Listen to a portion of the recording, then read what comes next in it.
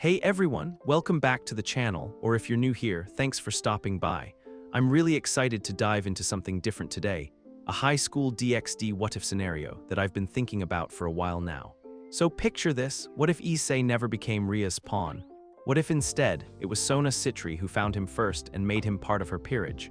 How would that completely change the dynamics we know and love? And more importantly, how would a strategic mind like Sona approach building relationships, and what happens when Rias gets? Well, let's just say competitive about it. I know it's a bit of a deep dive, but I think you'll find this scenario pretty interesting. This is going to be part one of this little series, so let's jump right in and explore how different things could have been. The setting sun painted the sky in obscene shades of orange and purple, but Issei Hyodo couldn't have given less of a shit about the scenery. All of his senses, every single one of his perverted brain cells, were focused on the girl sitting next to him on the park fountain's edge. Yuma Amano, his first ever girlfriend, a girl so cute it felt like a goddamn statistical error. "Today was really fun, Issei-kun," she said, her voice a melody that made his balls tingle. "Why yeah, it was the best," he stammered out, his heart hammering against his ribs like a trapped woodpecker on meth. This was it, the moment of truth. The legendary end-of-date confession into possible kiss scene he'd only ever read about in manga. All his years of being a creepy, girl-obsessed degenerate were finally paying off. He could feel it. He was on the verge of greatness. He was about to level up as a man. "Issei-kun," Yuma said, turning to face him fully. Her violet eyes seemed to glow in the twilight. "I have a request to make." "Anything. I'll do anything for you, Yuma-chan," he blurted out, a little too loud, a little too eager. "Play it cool." "You fucking moron," his brain screamed.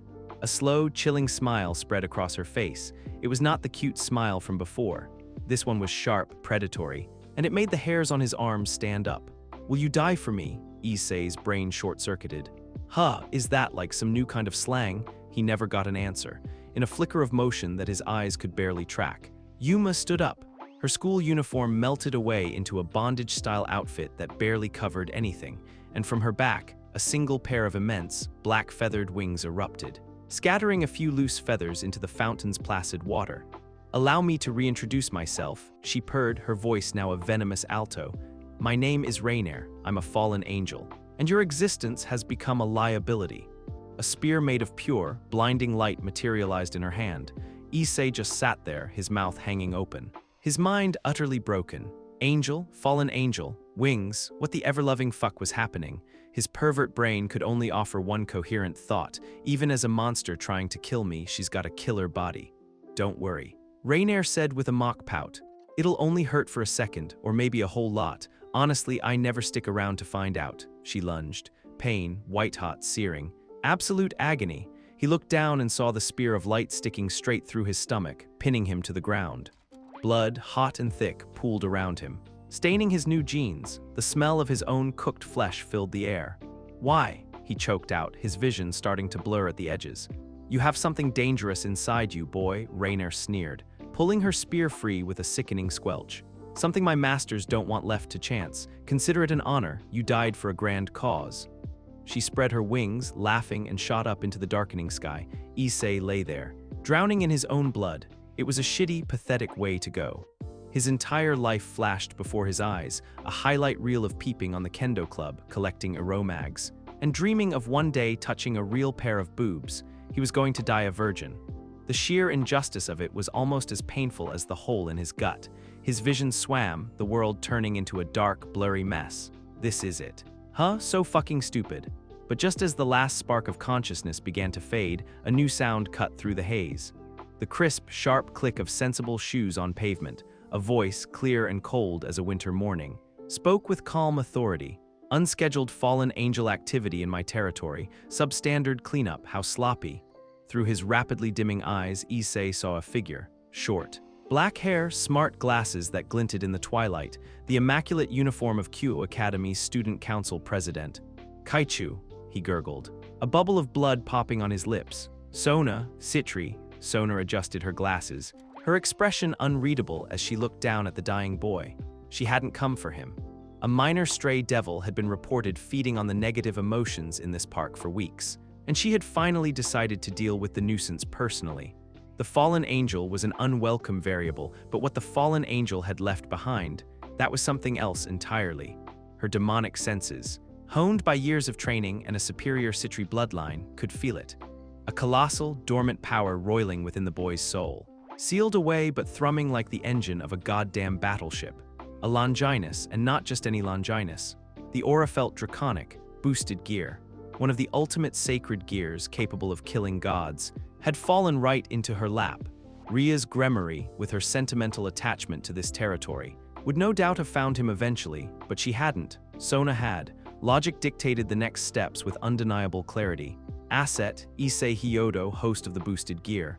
Current state, critical. Near-death threat, fallen angel. Already fled, priority, low, opportunity, acquire a pawn-class piece with power rivaling a king.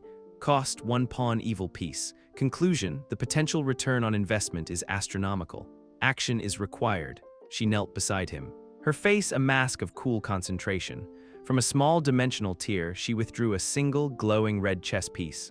A pawn, it pulsed with a calm, orderly light. She placed it on his bloody chest.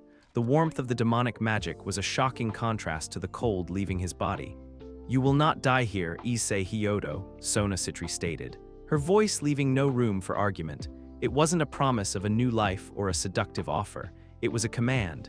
"You possess too much potential to be discarded as a casualty of shoddy fallen angel fieldwork. By my name, Sona Citri, I order you, live again as my servant." The pawn melted into his chest, and a blinding, crimson light swallowed Issei's world. His last conscious thought wasn't of heaven or hell, but of the terrifying authority in his student council president's voice. The first thing Issei registered was the scent of old paper and expensive tea. The second was the complete and utter lack of pain. He sat up with a gasp, his hands flying to his stomach.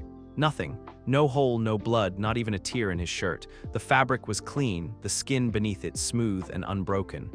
It was just a nightmare, he breathed. Relief washing over him in a glorious wave.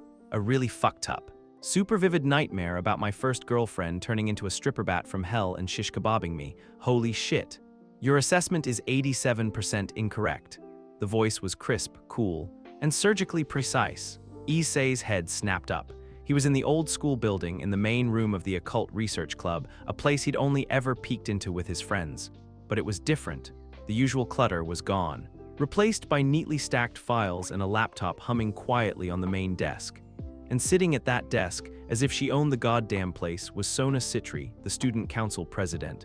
Standing beside her, her arms crossed and her expression severe, was the vice president, Tsubaki. Both were dressed in their perfect school uniforms, looking completely out of place and yet totally in command. "Kaichu, Tsubaki-senpai," Issei's brain sputtered, trying to catch up. "What's going on? Why am I here?" Sona placed a bookmark into the thick tome she was reading and closed it with a soft thud. She looked at him over the rim of her glasses, her eyes analytical, as if he were a particularly tricky math problem. "Let us establish the facts to ensure maximum efficiency," she began, her tone leaving no room for bullshit. Fact 1, approximately 3 hours ago, you were attacked by a low-class fallen angel named Rainier and sustained a fatal wound. Fact 2, you died. Issei stared, he blinked. "I what?" Fact 3, Sona continued, ignoring his interruption. "I witnessed the event and identified a significant latent power source within you.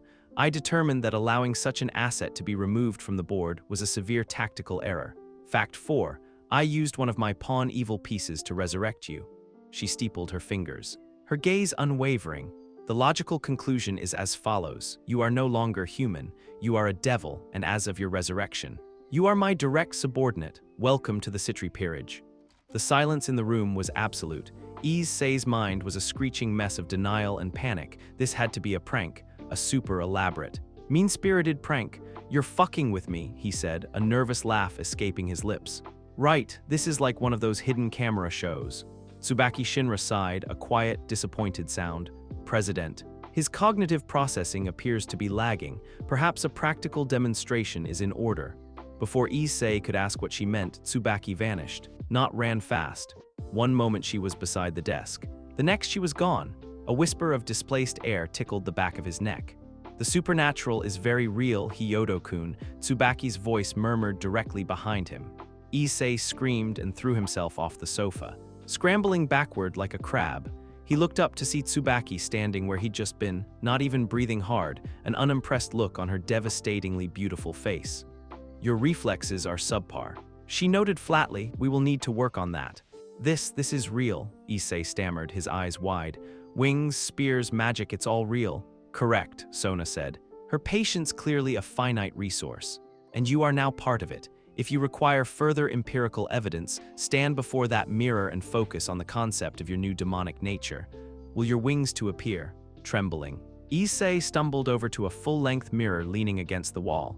He stared at his reflection, the same dumb, horny face he saw every morning. He felt ridiculous. Grow wings, you idiot." He flexed his back muscles. Gritting his teeth, nothing. He felt a surge of relief. See, it was all fake. Then he remembered the feeling of Tsubaki's voice on his neck. He closed his eyes and focused, not on the idea of wings, but on the raw, terrifying memory of the past few hours. The pain, the fear, the feeling of otherness. There was a strange, stretching sensation in his back, followed by a soft pop. His eyes snapped open. Two large, black, leathery wings, like those of a bat, were sprouting from his shoulder blades. They twitched, clumsy and alien, knocking over a small vase on a nearby table. Issei Hyodo, for the second time that night, screamed his goddamn head off. After a few minutes of hyperventilating, he managed to retract the wings, slumping against the wall, pale and shaking.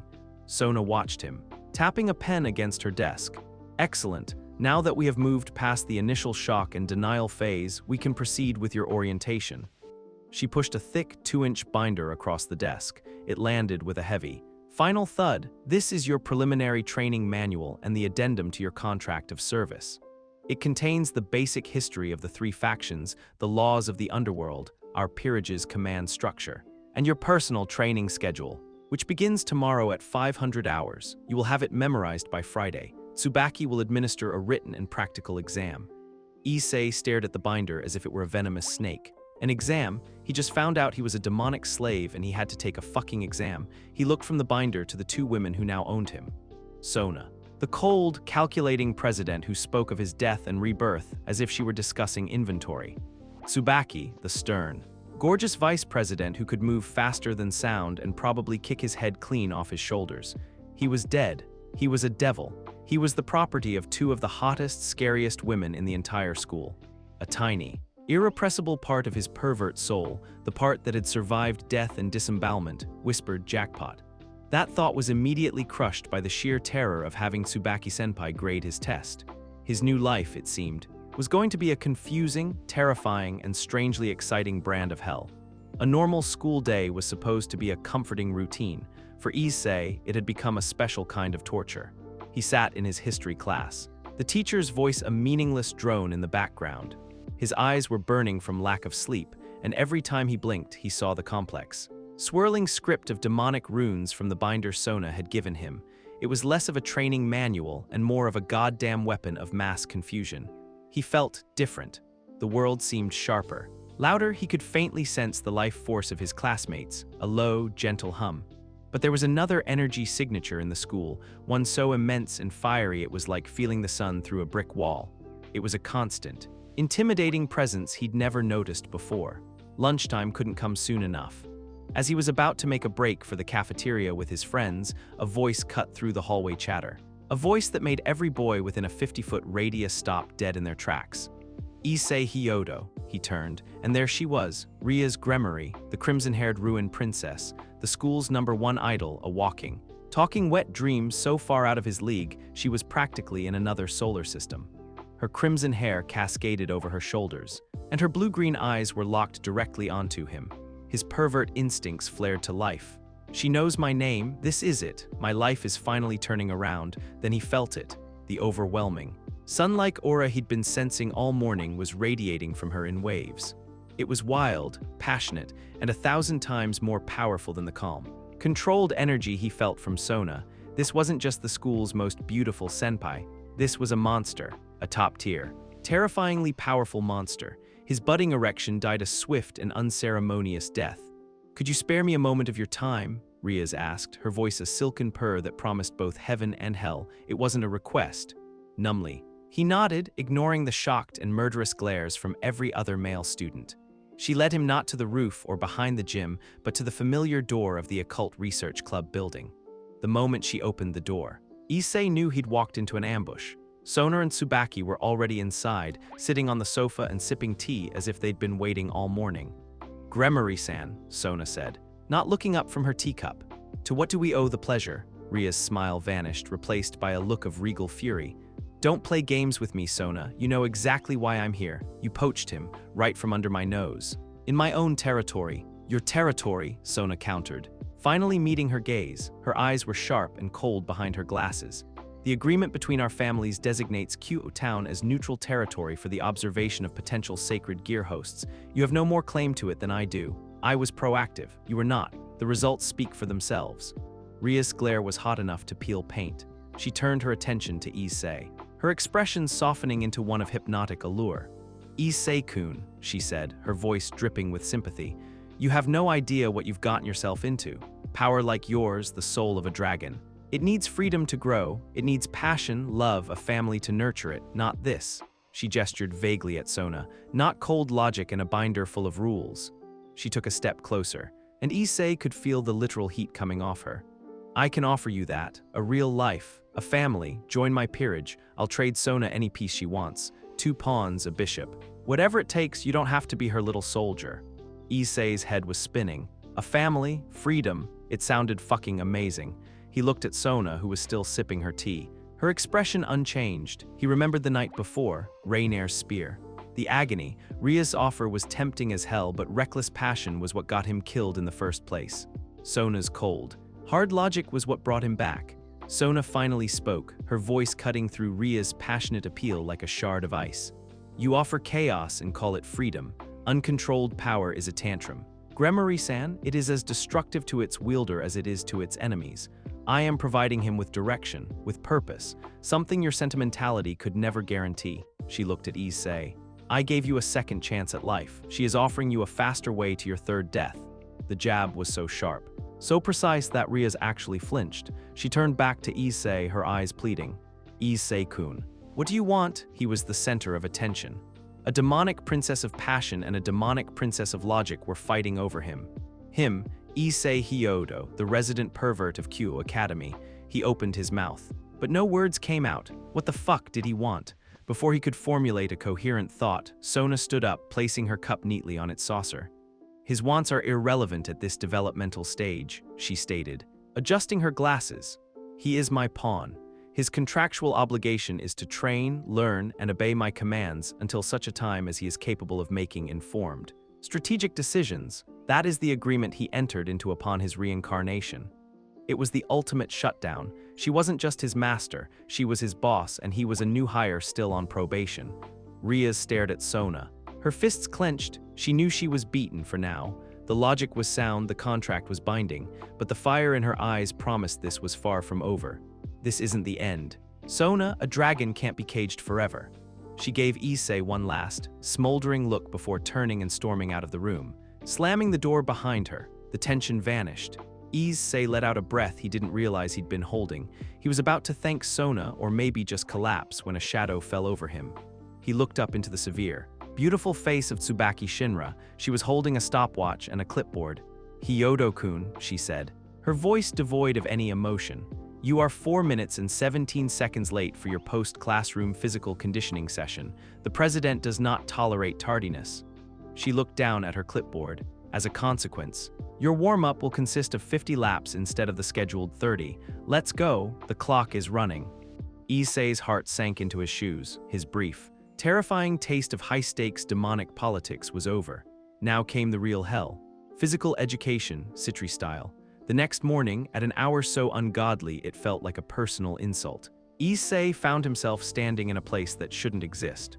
One moment Tsubaki had led him into a storeroom in the old school building, and the next, they had stepped into a vast, white, empty space that stretched to a featureless horizon. The floor was marked with glowing blue geometric lines, forming circles, squares, and complex arrays. The entire student council, the entire Citri peerage was already there. Genshiro Saji, a smirking blonde boy Issei vaguely recognized, was juggling balls of water with casual ease. Tsubasa Yura, A tall girl with a ponytail was doing one-armed push-ups with a massive block of stone on her back. The others were stretching or meditating, their demonic energy humming in the clean air. Issei felt like a newborn kitten dropped into a lion enclosure. "Your physical conditioning yesterday was, to be frank, pathetic," Tsubaki stated, her voice echoing slightly in the immense room. "Your new devil body has potential, but your human habits are a liability. We will rectify this. 100 laps around the outer perimeter. Go." What followed was 2 hours of pure, unadulterated agony. Tsubaki ran him into the ground, pushing him until his lungs burned, his legs gave out, and he was dry heaving on the pristine floor. But each time he thought he was done, a strange warmth would fill him. His muscles would mend and she would be standing over him. "Get up, Hyodo-kun. Your recovery rate is excellent. No excuses." When the physical torture finally ended, the academic torture began. Sona stepped forward, a semi-transparent projection of complex diagrams and equations floating beside her. "Your raw power is significant, but without control, it is merely a liability," she said, her tone that of a university professor. "Demonic energy is not a cudgel to be swung wildly. It is a resource to be managed. This diagram shows the standard flow of energy from a devil's core to their extremities for a basic offensive projection." As you can see, Issei's brain immediately turned to static. He tried to follow. He really did, but the talk of flow rates, conversion efficiency, and stabilization patterns made his eyes glaze over. His attention drifted to the way Sona's mouth moved when she spoke, then to the curve of Tsubaki's hips as she stood nearby. "Are you paying attention, Hyodo-kun?" Sona's sharp voice cut through his daydream. Yes, Kaichu, conversion and stuff," Sona sighed. "A practical demonstration. Then focus your energy into the palm of your hand. Your goal is to create a stable sphere, approximately the size of a baseball." Issei held out his hand, closed his eyes, and concentrated. He tried to remember the diagrams. The feeling of power in his new body. A pathetic little spark fizzled in his palm and died. He tried again, grunting with effort. A small, unstable ball of red light appeared, wobbled like a drunken firefly, and then popped with the force of a party cracker, leaving a smudge of soot on his hand. From across the room, he heard Saji snicker. "Wow, President, you really found a winner. His output is inefficient because his focus is scattered." Tsubaki observed. She stepped behind Issei, her presence an intimidating wall of competence. "Your stance is wrong. Your shoulders are too tense. Your energy flow is constricted." She placed her hands on his shoulders, her touch firm and cool. She adjusted his posture, pulling his arms into the correct position. As she leaned in to correct his footing, her body pressed against his back. Issei's entire nervous system went into overdrive. He could feel the soft, firm pressure of her breasts against his shoulder blades. He could smell the faint, clean scent of her shampoo. His mind, which had been blank a second ago, was now flooded with a high-definition, multi-sensory fantasy that would have made a succubus blush. Every lewd thought he'd ever had coalesced into a singular, monumental explosion of pure horniness directed at the beautiful, deadly woman currently touching him. "Try again," Sona commanded, oblivious. Issei, barely hearing her, held out his hand. He didn't think about diagrams or energy flows. He thought about Tsubaki. He channeled the raw, thermonuclear power of his teenage libido into his palm. A sphere of demonic energy didn't just form, it erupted. A roaring, crackling ball of violent crimson power, the size of a goddamn beach ball, materialized with a deafening V-womb. It radiated so much heat the air around it shimmered. It was wild, unstable, and terrifyingly powerful. Everyone stopped what they were doing and stared. Saji's jaw was on the floor. Tsubaki, feeling the raw power surge through Issei's back, took a half step away, her eyes wide with shock.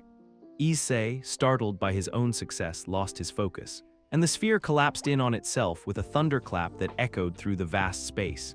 He stood there panting, his face bright red. Sona pushed her glasses up the bridge of her nose, a flicker of intense, analytical light in her eyes. She made a quick note on a floating data slate.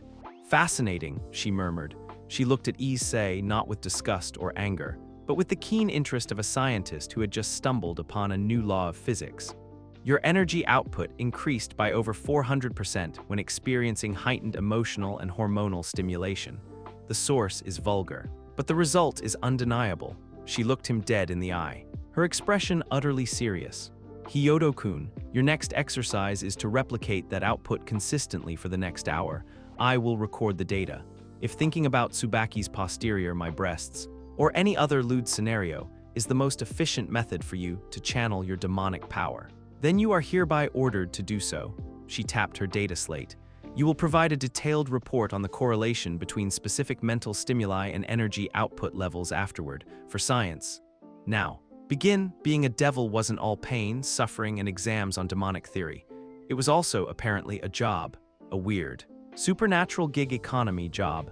Issei's first official duty wasn't slaying monsters or fighting angels, it was making pacts with humans. Forget those idiots from the Orc and their paper flyers. Genshiro Saji said with a smug grin, holding up a smartphone. He was Issei's partner for the night, a fact he seemed deeply unhappy about. The Citri peerage uses a proprietary network developed by the president herself. When a human's desire in our territory reaches a certain threshold, it pings the system. We get the location, the general nature of the request, and the potential reward. No wasted time. No cold calls, it's clean, efficient. Issei was actually impressed. Sona had basically invented magical Uber for wishes. Their first ping came from a cramped apartment building. They found a college student on the verge of tears, his face illuminated by a massive computer monitor. "I can't beat him," the guy wailed. "Valdra the Soul Leader is just too op. My guild is going to kick me out." Saji looked at the screen, utterly baffled by the display of colorful chaos from the MMO. What in the hell is he talking about? Issei, however, leaned in, his eyes gleaming. "Dude, your tank is pulling way too much aggro before the DPS has time to stack debuffs. You need to kite him around the pillars during the third phase to reset his enrage timer. It's a classic cheese strat." He spent the next 10 minutes giving the guy a masterclass in raid boss tactics. The pact was fulfilled for the price of the gamer's vintage. Mintenbach's magical girl figurine, which Saji looked at with utter disdain. On the way out, Saji was quiet, clearly annoyed that Issei's degenerate hobbies had proven more useful than his own by-the-book knowledge. It was as they were walking through a quiet, residential street that Issei froze. A smell hit his new, heightened senses, a scent he'd never forget. Like burnt sugar and ozone, the smell of searing light and his own cooking flesh. The smell of her. His head snapped to the side. Across the street, standing under a streetlight, was a woman with long black hair, a disguise, but there was no mistaking the smug, cruel smile as she spoke to some clueless salarymen. Rainier. A switch flipped in Issei's brain. The world narrowed to a single point. Every rational thought evaporated, replaced by a tidal wave of pure, homicidal rage. He could feel his demonic power, the chaotic energy he'd been training to control, surging to the surface. He wanted to march over there, summon the biggest, ugliest ball of pervert-fueled power he could manage, and wipe her off the face of the fucking planet. He took a step forward, a low growl rumbling in his chest. "Are you an absolute fucking idiot?" Saji's voice hissed in his ear. Saji grabbed the back of Issei's jacket, yanking him into a dark alleyway with surprising strength. "You go charging over there and you'll get yourself killed again. Report first, you moron." Saji pressed a finger to his ear where a small, almost invisible communication device sat. "Saji to President, we have a situation. Hostile fallen angel, confirmed identity Rainier. Spotted at grid coordinate 7 beta. The rookie is here and he's emotionally compromised." Issei was about to shove him off, to tell him to go to hell, when Sona's voice cut through the rage in his head, as clear and cold as if she were standing right next to him. "Issei Hyodo, report." The use of his full name, the sheer, absolute authority in her tone, was like a bucket of ice water to his brain. He grit his teeth, his whole body shaking with the effort of holding himself back. "It's her," he growled, his voice tight, "the bitch who killed me." "I am aware," Sona's voice replied, devoid of any sympathy. "Your orders are as follows. Do not engage. I repeat, you are not to engage the target. You are a reconnaissance unit, not an assault team. Your function is to observe and report. Violation of this direct order will result in consequences far more severe than anything that fallen angel is capable of." Every muscle in his body screamed at him to disobey, to get the revenge he craved. The image of her laughing as he bled out flashed in his mind. Uncontrolled power is a tantrum. Sona's words from his training echoed in his head. It is as destructive to its wielder as it is to its enemies. He had died once because he was weak and reckless. What was the point of this new life? This new power if he was just going to throw it away like an idiot? With a shuddering breath, Issei forced the surge of power back down. He unclenched his fists, his knuckles white. "Understood, President," he bit out, the words tasting like ash. "Observing." He and Saji watched from the shadows as Rainier finished her conversation, gave the man a seductive wave, and walked away. disappearing around a corner. The street was quiet again. Issei was left shaking, not with rage anymore, but with a strange, cold calm he had held back. He had followed an order. Sona's voice came over the comms one last time, a hint of something that might have been approval in her tone. "Excellent, your discipline is noted. The target's location and energy signature have been logged. We will begin a strategic analysis for a full-scale counter-operation immediately. Your role for tonight is complete. Return to base." Both of you, Issei looked down at his own trembling hands. Hot-headed revenge was a fire that burned out quickly, but the promise of cold, calculated, and perfectly executed strategic vengeance, that was a fire that could burn forever. And for the first time, he felt the chilling satisfaction of being a part of Sona Citri's machine. The student council room had been converted into a war room. A massive, holographic map of Kyoto town floated in the center of the room, glowing with data points and projected movement patterns. Sona Citri stood before it, her expression as stern and focused as a general planning an invasion.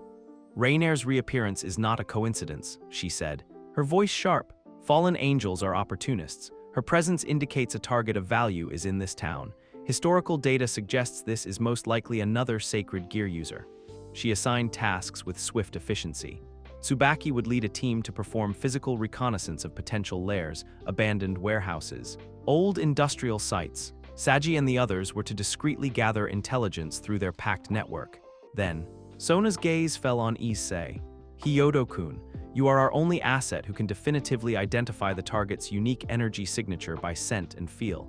Your task is to patrol sectors with high concentrations of negative human emotion, slums, hospitals, lonely hearts districts. Fallen angels are drawn to such places. You are, for all intents and purposes, our bloodhound." Saji failed to suppress a snicker. Issei felt a flash of annoyance. A bloodhound? After all that training, his main purpose was to sniff around. Still, it was a direct order. He nodded curtly. "Understood." "President," the patrol was grim. Walking through the city's forgotten corners, Issei was assaulted by a constant, low-level thrum of misery. It was a new and unpleasant side effect of his demonic senses.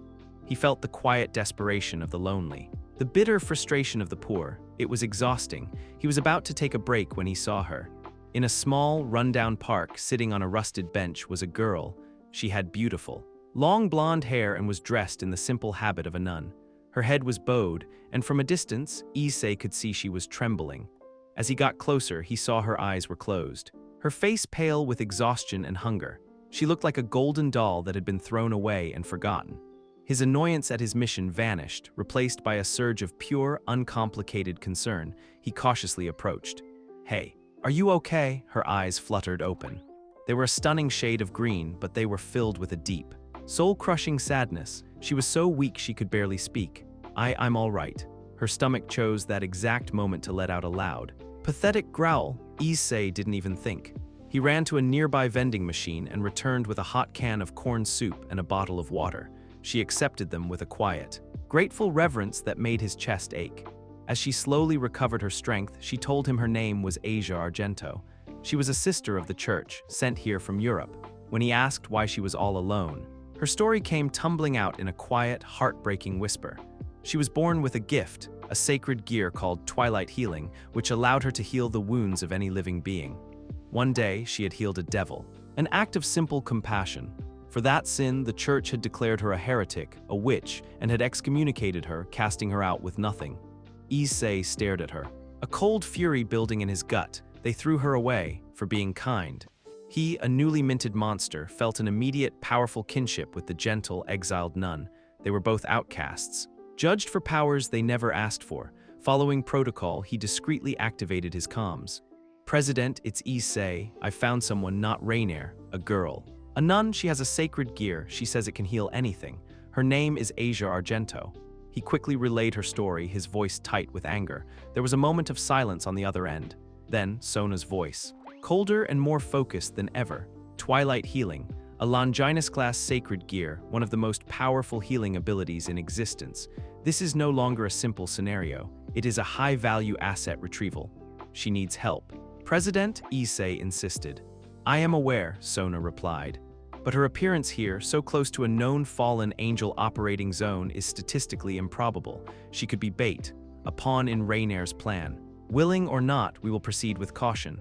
So what do I do? Secure the asset. Sona ordered, but you are not to bring her to the school building. It is not a secure location.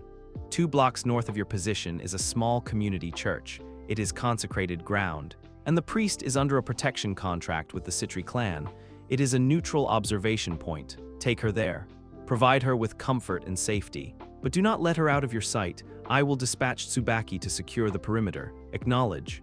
Acknowledged, Issei said. He turned back to Asia, offering a gentle smile. Come on.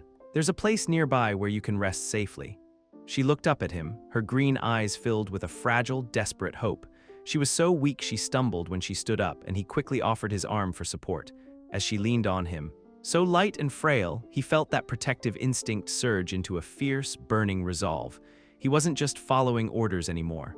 This was personal. He looked at the gentle girl who had been cast out by heaven, and he looked in the direction he'd last seen the monster from hell. He made a silent vow then and there. He would protect this girl, no matter what the fucking cost. The target's objective is confirmed, Sona announced, her voice echoing in the sterile white training dimension. A perfect, glowing 3D model of the abandoned church floated in the air before them. Rainier intends to perform a ritual to forcibly extract the twilight healing from Asia Argento. The process will kill the host. Our operational window is approximately 1 hour. She was in full commander mode. Her eyes were sharp. Her posture rigid. This wasn't a school project, it was a military operation. Our assault will be multi-phased. Saji Rhea. You are the diversion team. You will create a significant magical disturbance at the church's eastern perimeter to draw OUT, Chinese letter, PRIM, a RY sentry. Donasik, keep him occupied, Saji grinned. Loud and flashy, I can do that. Tsubaki Tsubasa, Sona continued, pointing to 2 other locations on the model. You are the neutralization team. You will breach from the bell tower and the crypts simultaneously. Your targets are the lieutenants, Calawarner and Mittelt. Isolate and eliminate them before they can assist Rainier. Finally, her cold, analytical gaze landed on Issei. Hyodo, you are the spearhead. The moment Tsubaki confirms the lieutenants are engaged, you will breach the main entrance. You are to ignore all other hostiles. Your sole objective is to punch through to the main altar, secure the asset, and neutralize Rainier. Your raw power is the battering ram that will shatter their command structure. Do you understand? Issei felt a surge of adrenaline. A battering ram. He wasn't a bloodhound anymore. He was a weapon. Loud and clear. President, good, Sona said. Execute. The night air was cold. Hidden in the trees across from the church, Issei watched as Saji created a massive, swirling serpent of water that slammed into the side of the building. The explosion of stone and blessed water was deafening. Just as planned, a hulking, 4-winged fallen angel, Donasik, burst out to meet the threat. Phase 1 was a go. A moment later, Issei's comm crackled with Tsubaki's voice. Calm and efficient. Neutralization team has engaged both targets. The path is clear. Sona's voice followed instantly. Execute phase 3. Now Issei. Issei didn't need to be told twice. He shot out from the tree line, demonic energy surging through him. He reached the heavy oak doors of the church, and instead of trying the handle, he channeled all his power into his leg and kicked. The doors exploded inward, torn from their hinges. The sight before him sent a bolt of pure fury through his soul. The church interior was dark, desecrated. In the center of the room, Asia Argento was chained to a stone altar. Weeping, a sickly purple magical circle glowed beneath her, and standing over her, chanting from an ancient tome, was Rainier. You, Issei roared, his voice raw with hatred. Rainier spun around, her eyes wide with shock. You should be dead. I got better, you winged bitch. Issei yelled, his mind a maelstrom of lewd thoughts about every girl on his team. He thrust his palm forward. Pervert power activate, a massive, roaring blast of crimson energy, far more powerful than anything he'd managed in training, shot across the room. Rainier shrieked and threw up a barrier of light, but the force of the blast sent her skidding back. Her concentration broken. Insolent worm, she screeched, hurling a volley of light spears at him. This time, Issei was ready. He dodged and weaved, his new devil physiology screaming with power. The training from Tsubaki kicked in. His movements clumsy but effective. He was no longer a helpless victim. He was a predator. The fight was brutal and chaotic. Issei's raw power against Rainier's experienced skill. He scored a hit, singing her wing. But she was faster, smarter. She feinted, and as he dodged the wrong way, she created a spear of light right at his back. He was wide open. Shit, Suddenly, a shimmer appeared in the air between Issei and the spear. A perfect, circular mirror materialized and swallowed the spear whole. A second mirror appeared beside Rainier, spitting the spear back out at her. It grazed her side, and she cried out in pain. Tsubaki Shinra walked calmly into the main hall, wiping a spot of blood from her cheek. Behind her, the rest of the Citri peerage followed. The other fallen angels had been dealt with. Rainier was alone, surrounded, her arrogance finally shattered, replaced by pure terror. She tried to fly, but a blast of water from Sagi caught her wing, sending her crashing to the ground.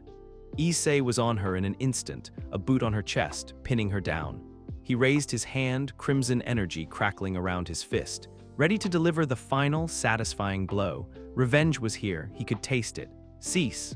Sona's voice in his ear was like a splash of Arctic water. It was calm, controlled, and absolute. Issei froze, his fist inches from Rainier's terrified face. President, she's finished. Do not kill her. Sona commanded. Her organization will want to know what happened to her. A corpse provides few answers and invites immediate retaliation. A prisoner provides leverage and alive. High-ranking fallen angel is an intelligence asset we cannot afford to waste. Capture the target, Hyodo. That is your final order. He stared down at the trembling woman who had murdered him in cold blood. Every instinct, every fiber of his being screamed at him to finish it, to claim his vengeance. But the cold, calculating logic of his president's order was undeniable. He gritted his teeth, the crimson light around his fist slowly fading. His personal satisfaction or the mission, his rage or his duty. The desire for vengeance was a physical thing, a hot, coiling serpent in Issei's gut. He could feel the crackle of demonic energy begging to be released from his fingertips, to turn the smirking bitch who murdered him into a scorch mark on the floor. He saw Asia, pale and unconscious on the altar, and the serpent hissed, demanding blood. A prisoner provides leverage, Sona's voice echoed in his mind. A sliver of ice against the inferno of his rage.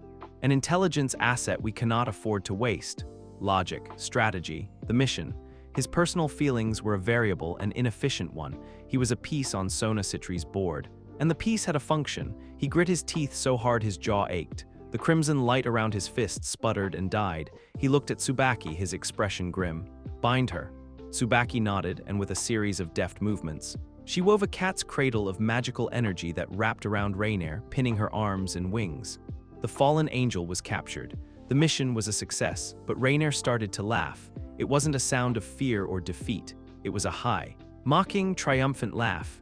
You pathetic little devils, she spat, her eyes gleaming with malice. You think you've won? You followed your orders like a good little dog, didn't you? Well, your logic just killed the nun. Issei's blood ran cold. What did you say? The ritual, Rainier cackled. I may not have finished it, but it's already bonded to her soul. It's tearing her apart from the inside, pulling her sacred gear out piece by painful piece. Look at her, she'll be dead in minutes, and only the one who cast the spell can reverse it. Issei spun around. Tsubaki was already at Asia's side, her hand glowing with diagnostic magic. Her face was pale. She's right, her life force is plummeting, I can't stop it. Rainier's smile was pure poison.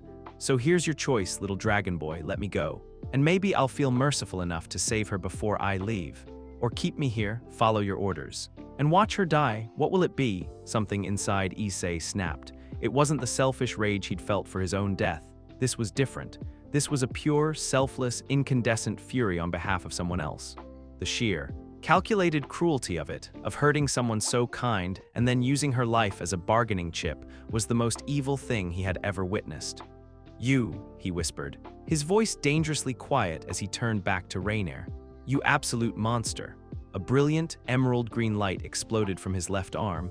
Everyone in the church shielded their eyes. When the light subsided, Issei's arm was encased in an intricate crimson gauntlet with a green jewel on the back of the hand.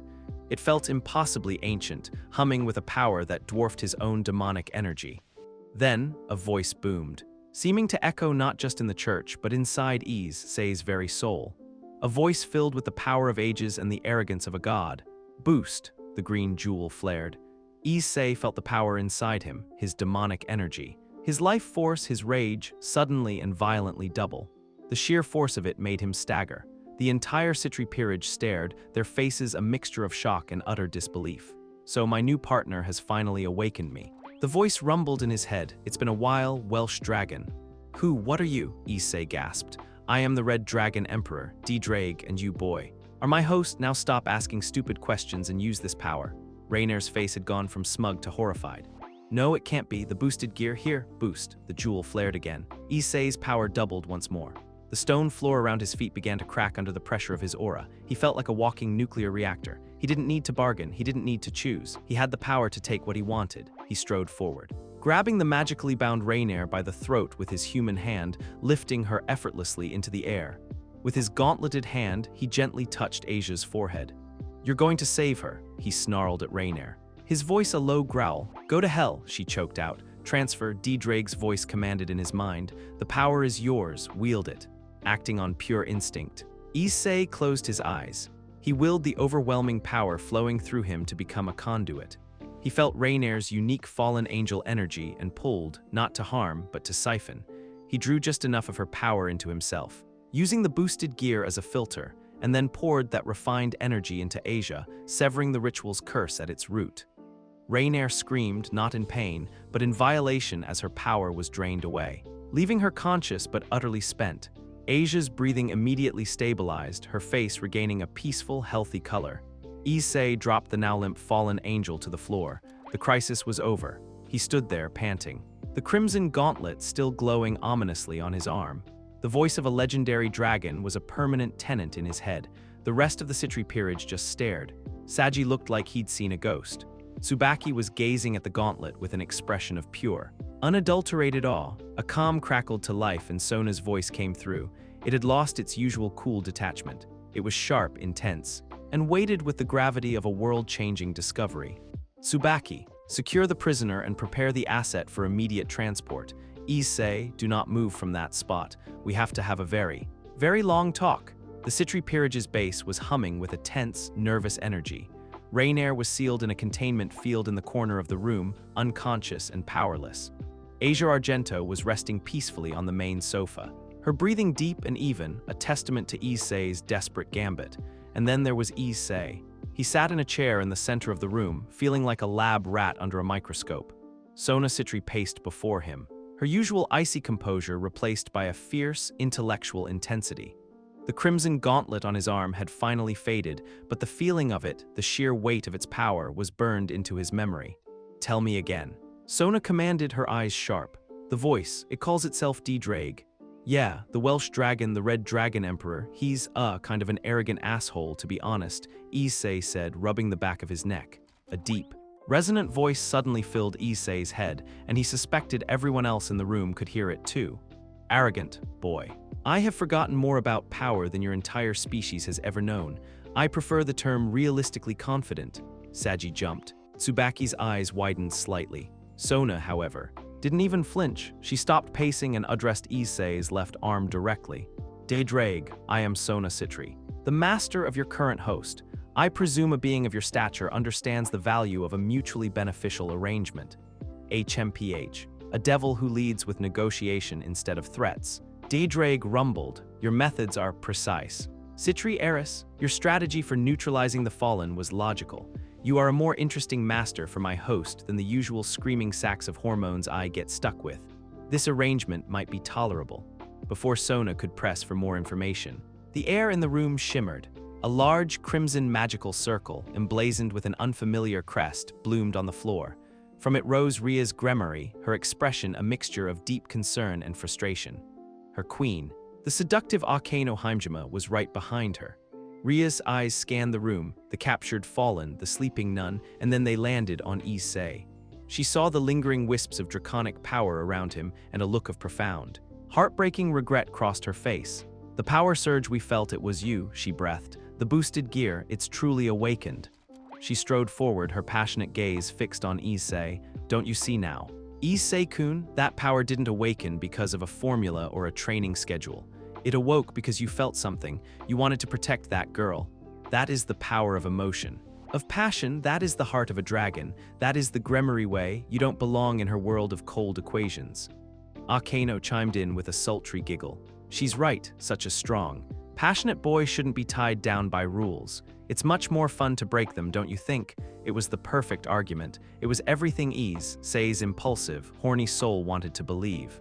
A few days ago, he would have jumped at the offer, But as he looked at Rias, all he could see was the flaw in her logic. He shook his head.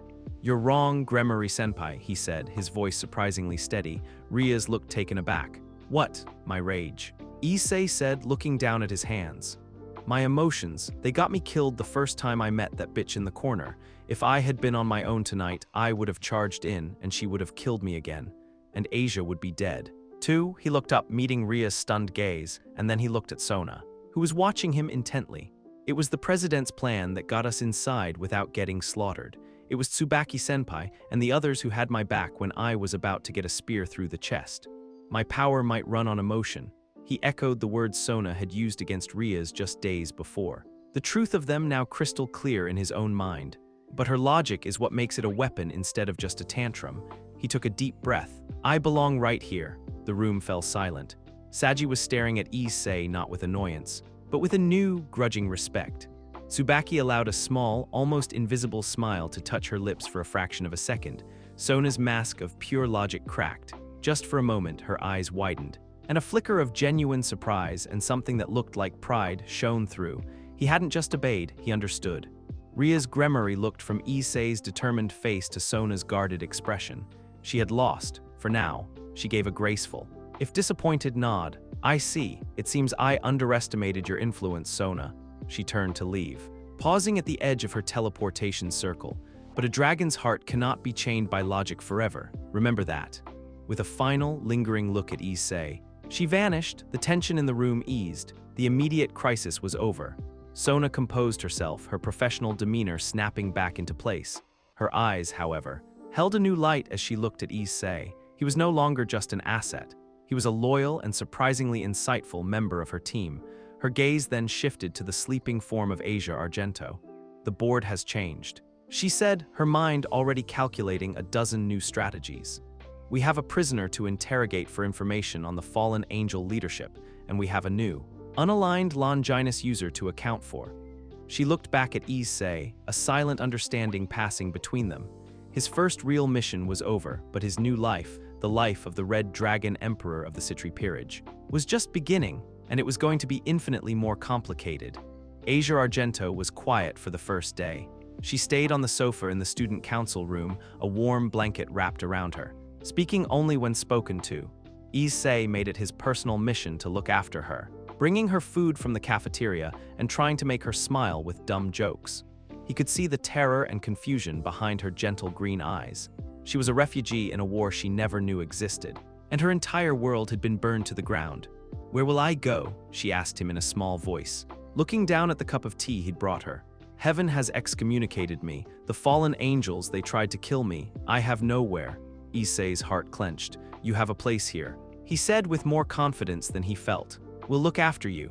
As if on cue, the door opened and Sona Citri walked in, her expression as unreadable as ever. "Argento-san. Hyodo-kun, a moment of your time." She gestured for them to sit at the main table, the rest of her peerage filing in silently behind her, forming a silent, intimidating crescent. The friendly atmosphere vanished, replaced by a formal seriousness. Sona stood before Asia, looking not like a high school student, but a CEO about to deliver a critical quarterly report. "Let us analyze your current strategic position, Argento-san." Sona began, her voice crisp. "Fact 1, you are the wielder of Twilight Healing, a Longinus-class sacred gear. This makes you an asset of immense value. Fact 2, you are currently unaffiliated. The church has cast you out, and you are a target for the fallen angels.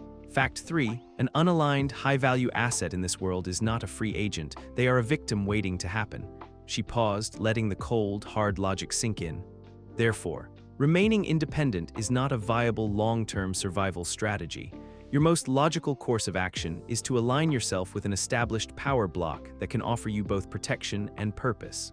She clasped her hands behind her back. "To that end, I am formally offering you a position within my peerage under the rank of bishop." Sona's offer was so blunt, so devoid of sentiment, that Asia flinched. "This will be a mutually beneficial contract," Sona continued, pressing her advantage. "The House of Citri will grant you unconditional protection, a home, sustenance, and a place within a highly effective operational team. In return, your unique healing abilities will become a strategic asset for this peerage in all future engagements." Asia looked overwhelmed, shrinking in on herself. This cold, Contractual talk was a world away from the faith and love she had once known. Seeing her distress, Issei decided to intervene. He leaned forward, giving Asia a reassuring look. Hey, Kaichu, she sounds like a walking textbook. I know she's not great with the whole warm and fuzzy thing. He shot a quick, nervous glance at Sona, who was watching him with a neutral expression. But she's the reason you're safe. Her plan is why we all got out of that church alive. This place, he gestured to the other members, to Tsubaki's stern but steady presence. To Saji's grudging watchfulness, it's the safest place in the world for people like us. You'd be safe here, with me. His words, simple and heartfelt, seemed to reach her in a way Sona's logic couldn't. A little of the fear left her eyes. She looked at Sona, a final, trembling question on her lips. If I become a devil, can I still pray to God? The question hung in the air, a remnant of her shattered faith. Saji snorted quietly, but Sona's expression didn't change. Your personal spiritual beliefs are your own affair, Argento-san, Sona replied coolly. They are an irrelevant variable, provided they do not interfere with the execution of your duties. I require your loyalty to this peerage and its master. I do not require your worship. That was it. The logical tolerance, the sheer lack of judgment in Sona's answer, was more reassuring to Asia than any passionate promise would have been. She looked at Issei's hopeful smile and made her decision. A small, sad, but determined smile touched her lips. I accept. She said softly, I want to stay with Issei-san and with the people who saved me. Sona gave a single, sharp nod of satisfaction, a logical choice, then let the contract be sealed.